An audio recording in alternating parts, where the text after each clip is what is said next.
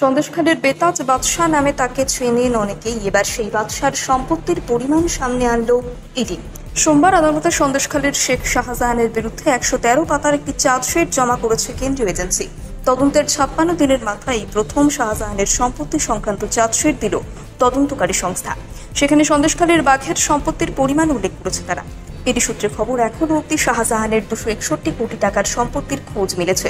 কিভাবে এত টাকার সম্পত্তির মালিক হয়েছেন তিনি, সে বিষয়েও চার্জশিটে উল্লেখ করা হয়েছে বলে খবর। কেন্দ্রীয় এজেন্সি একটি সূত্রে মারফত জানা যাচ্ছে, প্রধানত 5টি উপায়ে কোটিপতি হয়েছিলেন তিনি। এর মধ্যে প্রথমেই রয়েছে চিংড়ির ব্যবসা। এই ব্যবসা করেই ফুলে ফেপে উঠেছিলেন। মূলত চিংড়ি আমদানি রপ্তানির এজেন্ট হিসেবে কাজ করতেন।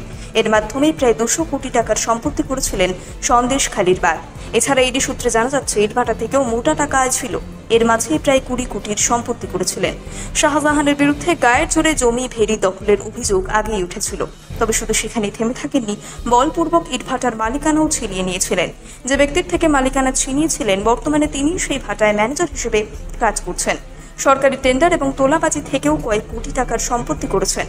বন্দুক দেখিয়ে খুনের হুমকি দিয়ে প্রচুর টাকা আদায় হয়েছে। সে সঙ্গে সরকারি টেন্ডার থেকে প্রচুর টাকা কামিয়েছেন।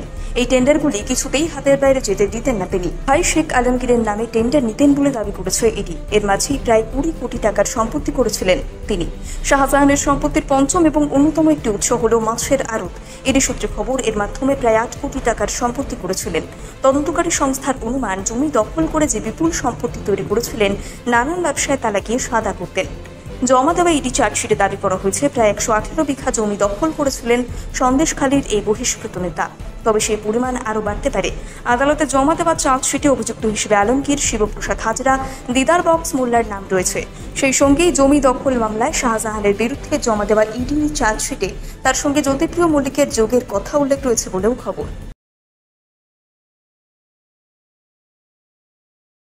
সন্দেশখালীর বেতাজ বাদশাহ নামে তাকে চেনেন অনেকেই। এবার সেই বাদশার সম্পত্তির পরিমাণ সামনে আনলো ইডি।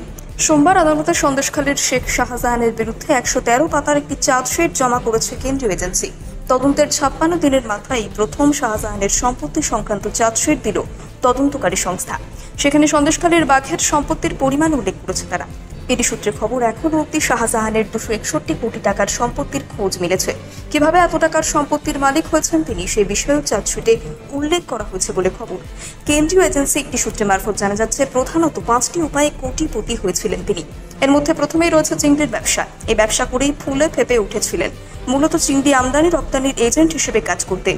এর মাধ্যমেই প্রায় 200 কোটি টাকার সম্পত্তি করেছিলেন সন্দেশখালীর বাঘ। এছাড়া ইডি সূত্রে জানা যাচ্ছে, ইটভাটা থেকেও মোটা টাকা আয় ছিল। এর মাঝেই প্রায় 20 কোটির সম্পত্তি করেছিলেন।